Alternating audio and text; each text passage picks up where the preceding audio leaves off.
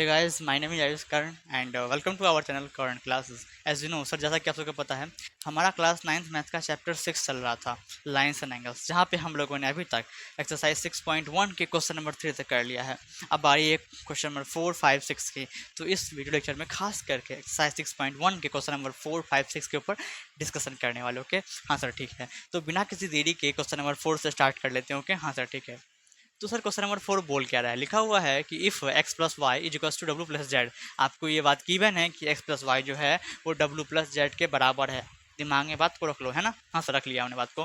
Then proof करने के लिए बोल रहा है कि ए ओ बी, ये जो आपको लाइन दिख रहा है ये एक लाइन है, A O B is a line, ये प्रूफ करने के लिए बोल रहा है ना। ठीक है, आप कैसे प्रूफ करते हैं बारी बारी आप स्टेप को देखोगे, जैसा कि मैं यहाँ पे लिखवाने वाला हूँ। तो आपको अगर पता है कि अगर angle x plus angle y plus angle z plus angle w करेंगे, मतलब ये सारे एंगल को अगर हम जोड़ दें तो एक कंप्लीट एंगल बनेगा, और कंप्लीट एंगल का सम होता है 360। तो यहाँ से हम ऐसा लिख सकते हैं क्या कि x प्लस वाई प्लस डब्ल्यू प्लस जेड बराबर 360, ऐसा लिख सकते हैं क्या। हमने एंगल ए ओ सी को यहाँ पे y दिखाया गया है, बी ओ सी को x दिखाया गया है, इसको w दिखाया गया और ये एंगल को z दिखाया गया है। इसलिए हमने लिखा x प्लस वाई प्लस डब्ल्यू प्लस जेड। ये सारे एंगल को अगर हम सम करते हैं तो वो एक कंप्लीट एंगल बनता है, और कंप्लीट एंगल का सम आता है 360 डिग्री। इतना पता है। ब्रैकेट में लिखना है तो यहाँ पर आराम से लिखना है कंप्लीट एंगल। क्या तुम्हें कहूँ सम ऑफ कंप्लीट एंगल, सम लिखना, सम ऑफ कंप्लीट एंगल। ऐसे लिखना जरूरी नहीं है, टीचर समझ जाएगा आपका, है ना। अब x प्लस वाई को x प्लस वाई ही छोड़ दो, प्लस का प्लस दो। सर डब्लू जोड़ जेड, डब्लू प्लस जेड के लिए हम x प्लस वाई लिख सकते हैं क्या। क्या डब्लू प्लस जेड के जगह पे हम लोग x प्लस वाई लिख सकते हैं क्या। तो क्यों लिखोगे सर आप ऐसा। तो इसलिए ऐसा लिखेंगे क्योंकि डब्लू प्लस जेड जो है वो हमारा x प्लस वाई के बराबर है। तो इसके जगह पे ये यूज कर सकते हैं, या तो इसके जगह पे ये यूज कर सकते हैं, डिपेंड करता है हम पे। ठीक है, तो ठीक है सर, डब्ल्यू प्लस जेड के बराबर आप एक्स प्लस वाई दिया हुआ है तो इसके जगह पे हम एक्स प्लस वाई लिख सकते हैं। हाँ सर लिख सकते हैं, कोई दिक्कत वाली बातें नहीं है। ठीक है, बराबर का बराबर 360। आप बताइए, एक एक्स यहाँ दिख रहा है, एक एक्स यहाँ दिख रहा है, तो एक 2x प्लस एक वाई 2y बराबर 360 डिग्री, है ना। हाँ सर ठीक। अब देखो दो इसमें भी है और दो इसमें भी, दो कॉमन है तो कॉमन लोगे, दो से दो ही सर गया, एक्स बचा, प्लस दो से दो निकाल दो, वाई बचा, बराबर 360। अब x प्लस वाई कितना आ जाएगा, 360 लिखा हुआ है यहाँ पे पहले से, दो गुना में है, यहाँ पे जाएगा डिवाइड में आ जाएगा, दो से काट दो, 180 डिग्री हो गया। मतलब कि हमने ये निकाल दिया कि x प्लस वाई, ये जो एंगल है x और ये जो एंगल है y, इन दोनों का सम 180 है। मतलब कि देख आप एक बार ध्यान से देखो, यहाँ से यहाँ तक x है और यहाँ से यहाँ तक y है, और ये जो दो एंगल है मिलके एक लाइन फॉर्म कर रहा है ए ओ बी, और इन दोनों एंगल का सम है 180 डिग्री। तो हम बोल सकते हैं, जैसा कि मैंने आपको इंट्रोडक्शन पार्ट में बताया था, अगर कोई लाइन है उस पर दो या तीन एंगल्स है जिसका सम 180 निकल के अगर आ रहा है तो वो जो लाइन होगा वो एक स्ट्रेट लाइन, ये प्रूफ हो जाएगा, है ना। ठीक है, हाँ सर ठीक है। तो यहाँ से हम लोग बोल सकते हैं कि हमारा ए ओ बी जो है एक स्ट्रेट लाइन है, या तो मैं बोलूँ लाइन है, बात बरोबर है दोनों केस में। Here the sum of angles x and y का जो सम है इज़ 180 डिग्री, 180 डिग्री है। इसीलिए एक्स एंड वाई आर, ये दोनों एंगल हमारे लीनियर पेयर एंगल हो गए, लीनियर पेयर एंगल्स। ठीक है, क्योंकि क्योंकि हमारा जो सम है एक्स और वाई का वो 180 निकल के आ रहा है, और यहाँ से एक्स और वाई लीनियर पेयर एंगल हो गया। तो लीनियर पेयर एंगल जो भी लाइन पे बनता है वो हमारा लाइन होता है, ये प्रूफ हो जाता है। ओके, तो ऐसा लिख सकते हैं कि ए ओ बी, इसीलिए यहाँ से A O B is a line लिखो चाहे स्ट्रेट लाइन लिखो, बात बरोबर है, बातें समझ में आ रही है। हाँ सर ठीक है। तो ठीक है, अगर आप यहाँ तक भी लिखते हो और आखिरी में ये लाइन लिखते हो ये वाला, फिर भी काफ़ी होगा, लेकिन ये अगर लिख दोगे तो ज़्यादा बेहतर तरीके से आपको नंबर मिलने वाला है एग्जाम में, है ना। तो आई थिंक ये क्वेश्चन नंबर 4 आपको समझ में आ रहा है। देख लो पूरी तरीके से। क्वेश्चन नंबर 5 की तरफ हम लोग मूव कर लेते हैं। ओके हाँ सर ठीक है। सर ये रहा हमारा क्वेश्चन नंबर 5, और इसे भी तुरंत सॉल्व कर लेंगे। ओके हाँ सर ठीक है। ये भी प्रूफ करने वाला है, ये इसे तुरंत प्रूफ कर लेंगे। हो सकता है कई बच्चों को ये भारी लगता हो देखने में, पर ये है बहुत ही, जैसा मैं आपको बताने वाला हूँ, ये बहुत ईजी लगने वाला है आपको, है ना। आप देखोगे कि कैसे स्टेप फॉलो करके हम लोग आंसर तक पहुँचते हैं। ठीक है, हाँ सर ठीक है। तो फर्स्ट ऑफ ऑल क्या है सवाल, हम लोग वो देख लेते हैं। लिखा हुआ है angle P O Q is a line. देखो तो पी ओ क्यू कहाँ पे है, पी ओ क्यू ये एक लाइन है, आपको दे रखा है, दिख रहा है, हाँ सर दिख रहा है। आगे लिखा हुआ है रे ओ आर, एक रे है ओ आर, देख रहे हो रे, ये रे को देख रहे हो, ओ आर को, हाँ सर दिख रहा है। Is a perpendicular to line P Q, ये पी क्यू पे परपेंडिकुलर, ये रे जो है ओ आर ये इस पे परपेंडिकुलर है, मतलब 90 डिग्री फॉर्म कर रहा है। मतलब सर ये दोनों साइड 90 डिग्री बनाएगा, इस साइड भी 90 डिग्री बनाएगा और इस साइड भी 90 डिग्री बनाएगा। रे का मतलब ये जो रे ओ आ रहा है हमारा पी क्यूब पे परपेंडिकुलर है, इसका मतलब ये होता है कि इस साइड भी 90 डिग्री बनाएगा और इस साइड भी 90 डिग्री बनाएगा। ये आपको गिवन है, ठीक ना, हाँ सर ठीक है। ठीक है, और फिर उसके बाद लिखा हुआ O S is another ray lying between ray O P and O R. O एक ओ एस जो है एक ऐसा रे है जो कि ओ पी और ओ आर के बीचों बीच है।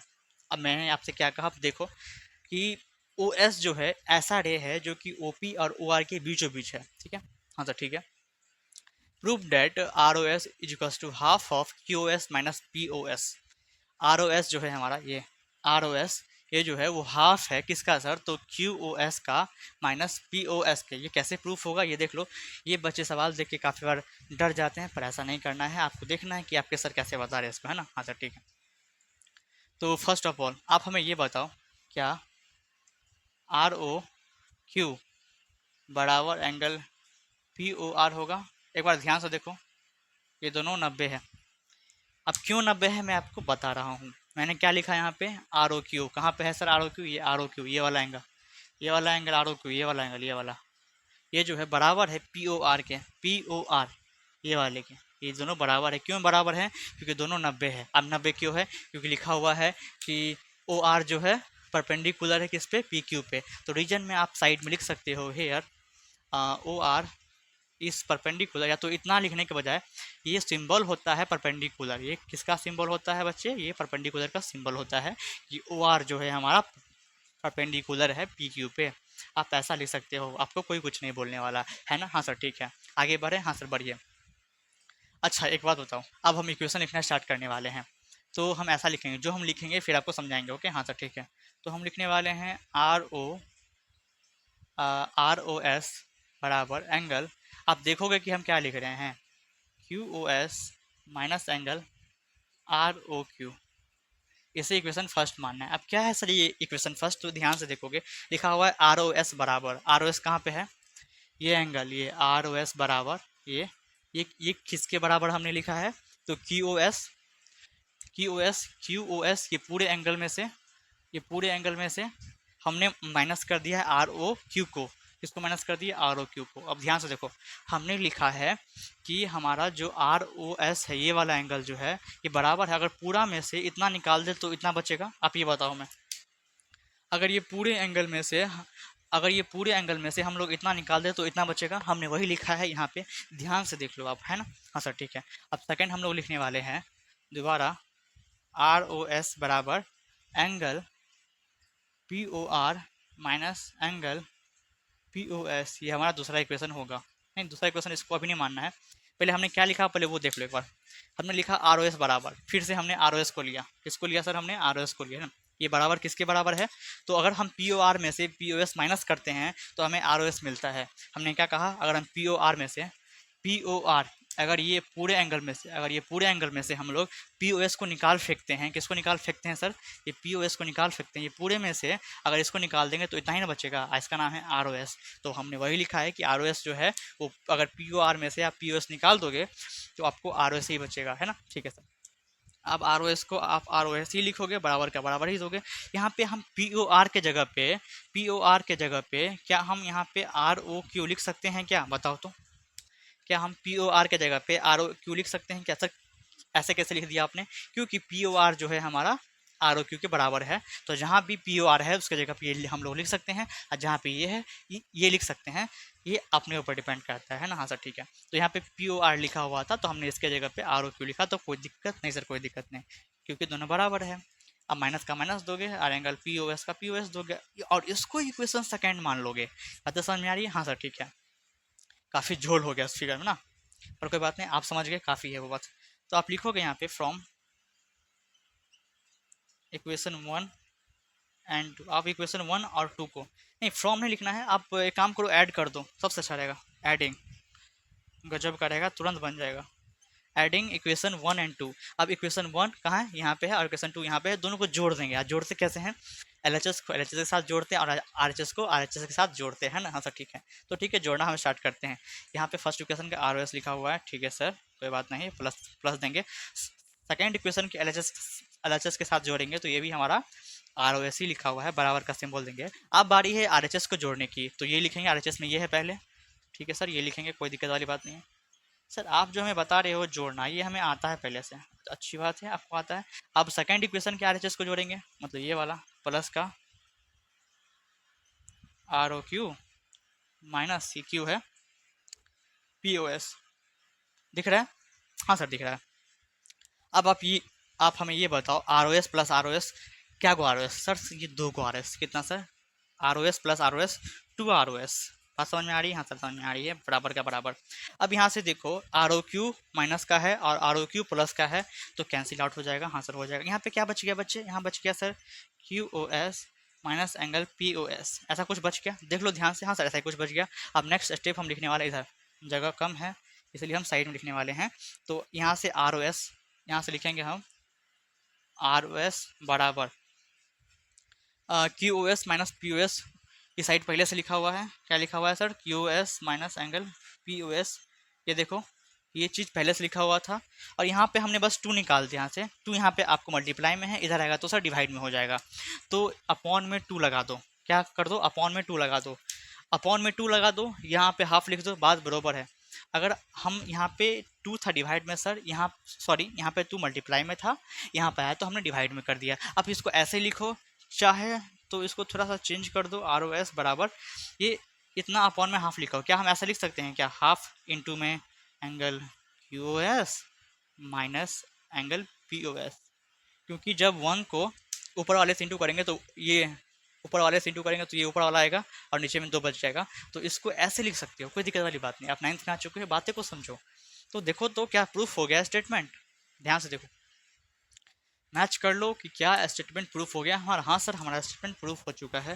तो आराम से नीचे में प्रूफ लिखने में आता है मज़ा, तो हम लोग लिख देने वाले हैं प्रूफ, ठीक है। देख लो ध्यान से, ये हमारा 2 है जो कि यहाँ पे मल्टीप्लाई में था, नेक्स्ट स्टेप में डिवाइड में चला गया, है ना। हाँ सर ठीक। इसी के साथ क्वेश्चन नंबर 5 खत्म होता है। आशा करते हैं क्वेश्चन नंबर 5 जैसा कि मैंने समझाया अच्छे से आपको समझ में आया होगा। क्वेश्चन नंबर 6 की तरफ हम लोग मूव कर लेते हैं। लास्ट क्वेश्चन है इस एक्सरसाइज 6.1 का। ओके हाँ सर ठीक। सर ये रहा हमारा क्वेश्चन नंबर 6, इस चैप्टर का आखिरी सवाल, और इसे भी तुरंत सॉल्व कर लेंगे। हाँ सर ठीक। सर क्वेश्चन नंबर 6 का क्या रहा है और इसका फिगर कहाँ पे है? इसका फिगर नहीं दिया हुआ है, आपको खुद इसका फिगर ड्रॉ करना पड़ेगा। हाँ सर ठीक है। तो सर क्या है सवाल लिखा हुआ? इट इज़ गिवन डैट, आपको ये दे रखा है कि angle X Y Z 64 degree है। तो जैसे जैसे सवाल बोल रहा है वैसे वैसे फिगर बनाएंगे। क्या है पहले लिखा हुआ कि एक्स वाई जेड 64 डिग्री है, तो ठीक है। एक एंगल है, एक एंगल है, नाम है उसका एक्स वाई जेड। एक एंगल है एक्स वाई जेड जो कि सर हमको दे रखा है 64 डिग्री। कितना दे रखा है सर? ये 64 डिग्री दे रखा है। देखो सवाल में जो है हमने वही लिखा है, कुछ एक्स्ट्रा नहीं किया है। And X Y is produce to point P, और एक्स वाई जो है उसको पॉइंट पी तक ले गया है।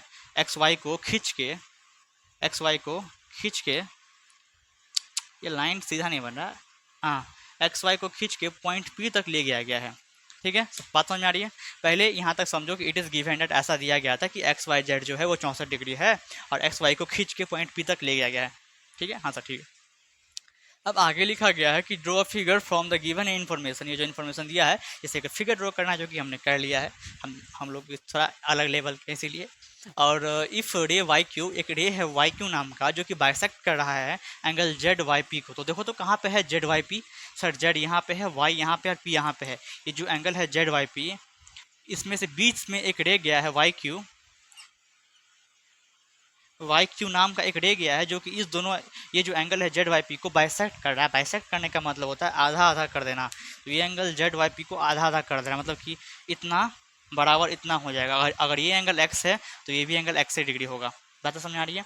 अभी हमने इसको लेट कर लिया एक्स एक्स। मेरे बातें समझो, मैंने क्या कहा अभी तक। आपको गिवन था कि एक्स वाई जेड 64 डिग्री दे रखा था, एक्स वाई को खींच के पॉइंट पी तक ले गया और फिर बताता है जो भी इन्फॉर्मेशन दिया गया उससे एक फिगर ड्रॉ कर, जो कि हमने फिगर ड्रॉ कर लिया है। और फिर बाद में बोलता है एक रे है वाई क्यू नाम का जो कि बाइसेक्ट कर रहा है angle Y Z Y P को। तो बाइसेक्ट करने का मतलब है ये जो वाई क्यू है इस एंगल को दो भाग में बांट रहा है, इक्वल भाग में। तो ये भाग भी एक्स होगा और ये भाग भी एक्स डिग्री, ये भी एक्स डिग्री, दोनों एंगल सेम होगा। यहाँ तक समझ गए? हाँ सर समझ गए। अब फाइंड करने के लिए बोल रहा है एक्स वाई क्यू, कहाँ लिखा हुआ है एक्स वाई क्यू, देखो तो एक्स यहाँ है, वाई यहाँ है और क्यू यहाँ है। ये बड़का वाला एंगल फाइंड करना पड़ेगा सर। ये बड़का वाला क्या? हाँ बड़का वाला ही फाइंड करना पड़ेगा, ठीक है। हाँ सर। और क्या बोल रहा है? और रिफ्लेक्स बोल रहा है क्यू वाई पी का। तो कहाँ है क्यू वाई पी? ये रहा, ये एंगल का आपको रिफ्लेक्स, एक तो ये एंगल फाइंड करना है पूरा पूरा, और एक इसका रिफ्लेक्स फाइंड करना है। तो कोई भी एंगल का अगर रिफ्लेक्स फाइंड करना होता है तो मैंने आपको बताया है कि कैसे फाइंड करते हैं। तो 360 में से वो एंगल को निकाल दो तो वो उसका रिफ्लेक्स हो जाता है, ठीक है। हम लोग आगे करने वाले हैं, पहले यहाँ देख लेते हैं। क्योंकि हमें पहले एक्स वाई क्यू फाइंड करना है, ये पूरा एंगल फाइंड करना है। उसके लिए ये एंगल तो दिया है पर ये नहीं दिया है। अगर ये निकल जाएगा तो इन दोनों को जोड़ के ये एंगल निकल जाएगा। हाँ सर बात तो सही बोल रहे हो आप। तो पहले एक्स निकाल लें। हाँ सर निकाल लीजिए। तो ऐसा लिख सकते हैं क्या? सोल्यूशन चालू हो गया हमारा, मतलब स्टार्ट हो गया। आप करना 64, अरे डायरेक्ट एंगल का नाम लिखना पड़ेगा ना। एक्स वाई, क्या लिखो? एंगल एक्स वाई जेड जोड़ एंगल एक्स जोड़ एक्स। इसको हम दोनों को एक्स सेलेक्ट कर लिए एंगल को, ठीक है, बराबर 180 degree linear pair angle, linear pair angle. Sir क्या बात है, आज आपने पूरा लिखा है स्पेलिंग के साथ। हाँ आज कुछ अलग दिन है। हाँ ऐसा लिख सकते हैं क्या? एंगल एक्स वाई जेड, ये वाला एंगल प्लस ये वाला एंगल प्लस ये वाला एंगल, ये तीनों मिला के 180 डिग्री होगा। और क्यों होगा? क्योंकि ये तीनों मिला के एक लाइन, स्ट्रेट लाइन बना रहा है और इन तीनों का सम 180 डिग्री होता है, पता है, बाय लीनियर पेयर एंगल। तो हम ऐसा बोल सकते हैं इन तीनों का सम 180 होगा। और आपको पता है एक्स वाई जेड जो हमारा 64 डिग्री गिवन है, और ये एक्स प्लस एक्स 2x हो जाएगा, है ना। हाँ सर ठीक है। 180 ये 0 है, तो यहाँ से 2x बराबर क्या निकलेगा? 180 पहले से लिखा हुआ है, ये प्लस का 64 है, उधर जाएगा तो माइनस का 64 हो जाएगा, है ना। हाँ सर ठीक है। x बराबर, अब यहाँ से 180 में से 64 निकाल लेते हैं, ठीक है। हाँ सर निकाल लीजिए। 70 निकाल लो, 10 बचेगा, 6 जोड़ दो, 116, कितना बचेगा सर? 116। ध्यान से देख लोगे मैंने क्या लिखा है, ओके। हाँ सर ध्यान से देख लिए, इसमें से इतना माइनस करेंगे 116 ही आने वाला है, 116 डिग्री। अब यहाँ से 2 हमने निकाल दिया, 2 यहाँ पे इंटू में था, यहाँ पे आया तो डिवाइड में बन गया। अब इसको काटेगा, 2 पंचे 10 और 2 बटे 16, मतलब कि x का मान 58 डिग्री निकल के आ रहा है, ठीक है। x कितना निकल के आ गया? 58, और ये भी 58, क्योंकि x दोनों है, दोनों पार्ट इक्वल है, दोनों एंगल इक्वल है, तो ये भी 58 और ये भी 58 हो जाएगा, ठीक ना। तो इसको हटा के हम 58 लिख दिया। अब देखने में अच्छा लगेगा, अच्छा क्या लगेगा? सुविधा होगा सॉल्व करने में, है ना। अब हमसे बोल रहा था ये एंगल, पूरा एंगल फाइंड करने के लिए यहाँ से यहाँ तक, तो आप इतना 64 प्लस 58 जोड़ देंगे तो ये पूरा एंगल आ जाएगा। हाँ सर आ जाएगा। तो लिखते हैं क्या है, क्या निकालना है? पहले निकालना है एक्स वाई क्यू। कैसे निकलेगा? अगर एंगल एक्स वाई जेड को, अगर एक्स वाई जेड को जोड़ देते हैं, एंगल क्या तरीका होता है? जेड वाई क्यू, इसका नाम देना पड़ेगा ना कुछ, जेड वाई क्यू। ध्यान से देख लो हमने क्या लिखा है। हमने लिखा है एक्स वाई क्यू, कहाँ पे है लिखा हुआ? X Y Q. ये एंगल हम अगर निकालना है तो इतना जोड़ना पड़ेगा, एक्स वाई जेड प्लस में जेड वाई क्यू, ये जोड़ेंगे, ये प्लस ये करेंगे तो ये पूरा एंगल आएगा। हाँ सर आएगा। तो एक्स वाई जेड कितना दिया हुआ है? तो सर ये 64 डिग्री दिया हुआ है, 64 प्लस 58 दिया हुआ है। देख लो ध्यान से एक बार। हाँ सर दोनों को जोड़ देंगे, 8 4 12 का 2 कैरी 1, 6 6 12, 122 डिग्री कितना निकल गया? तो पहला तो आंसर निकल गया हमारा एक्स वाई क्यू जो है 122 डिग्री निकल गया है, मतलब ये हमने निकाल लिया। अब निकालना है रिफ्लेक्स, किसका रिफ्लेक्स निकालना है? तो क्यू वाई पी का रिफ्लेक्स निकालना है। अब मैंने आपको कहा था कोई भी एंगल का अगर रिफ्लेक्स एंगल निकालना होता तो पहले वो एंगल निकालते हैं, तो पहले ये क्यू वाई पी निकालना पड़ेगा हमें, है ना। हाँ सर ठीक है। तो निकालते हैं साइड में Q Y P. Sir Q Y P हम तो निकाल लिए हैं, क्यू वाई पी कैसे निकाल लिए हो? ये तो एक्स था ना। हाँ सर, और एक्स हम निकाल लिया है, 58 है। क्या बात है, ये तो बहुत इजी हो गया सर। हाँ बात बरोबर है। तो एक्स वाई पी 58 हमने पहले ही निकाल लिया था, यहाँ पे देख लो एक्स निकाला था और दोनों एक्स था तो दोनों 58 हो गया था। हाँ सर ठीक है। अब इसका रिफ्लेक्स निकालना है तो लिखेंगे यहाँ पे हम लोग रिफ्लेक्स, किसका रिफ्लेक्स निकालना है? तो क्यू वाई पी का निकालना है ना। आप किसी भी एंगल का अगर हमको रिफ्लेक्स निकालना होता है तो 360 में से वो एंगल को माइनस कर देते हैं, मतलब कि ये क्यू वाई पी कितना है माइनस कर देंगे 58, तो हो जाएगा 302। बातें समझ में आ रही है? तो ये आंसर हो गया और ये भी आंसर हो गया, ये भी फाइंड कर लिया हमने, ये भी फाइंड कर लिया। आई थिंक बातें आपको समझ में आ रही है और ये क्वेश्चन नंबर 6 भी समझ में आ रहा होगा। आशा करते हैं इस वीडियो लेक्चर में बताए गए सारे सवाल आपको समझ में आए होंगे। अगर आए हैं तो वीडियो को लाइक शेयर सब्सक्राइब कर दीजिए। ये बोलना वैसे ही सही तो नहीं लगता है पर ठीक है, आपके हाथों में है। मेन है कमेंट करना ना भूलें। अच्छा लगता है तो सर कमेंट जरूर कर दें, है ना। लाइक शेयर से भी इंपॉर्टेंट कमेंट है आपके लिए, जो कि मैं वो कमेंट रीड करता हूँ और देखता हूँ बच्चों को समझ में आया कि नहीं आया, है ना। हाँ सर ठीक है। तो ठीक है, अधिक समय ना गवाते हुए जाओ जाके पढ़ो। तब तक लिए take care and bye bye.